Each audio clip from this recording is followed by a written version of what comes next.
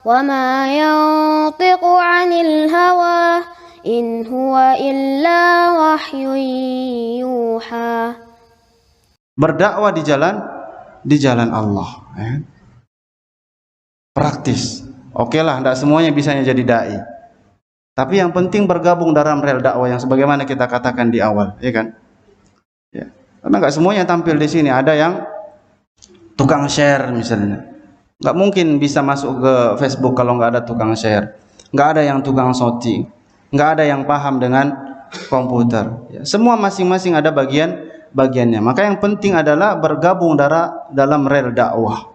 Dakwah itu tegak bukan karena satu orang, karena banyak orang. Antum perhatikan ustaz-ustaz yang lain yang live itu. Ustaz Firanda kah? Ustaz Syafiq kah? Ustaz yang lain kah? Karena ada yang tim kameranya, ada yang paham, ada yang ini, sehingga bisa menyebar ke seluruh Indonesia. Maka semua mendapatkan ganjaran pahala. Maka ketika seseorang bergabung dalam rel dakwah, maka berbahagialah dia. Entah itu sebagai donaturnya, saya nggak paham komputer, saya nggak paham juga syuting saya, tapi saya punya duit. Butuh apa? Butuh kamera. Oh ini kamera yang bagus, misalnya seperti itu. Yang penting dia bagus dalam rel dakwah. Saya nggak punya duit, tapi saya punya tenaga. Ya. Ada daurah, ya udah saya jadi tim parkir aja. Dapat dia, ya kan? Maka semua yang penting dia bergabung dalam rel dakwah, maka dia mendapatkan pahala. Kenapa? Karena Allah adalah zat yang maha kaya. Allah bagi-bagi pahala itu terserah, ya kan? Oleh karena itu dalam hadis Rasulullah SAW mengatakan, "Man dalla ala khairin falahu mithlu ajri fa'ilih." Ya, barang siapa yang menunjukkan sebuah kebaikan, dia enggak melakukan tapi dia cuma nunjukkan aja.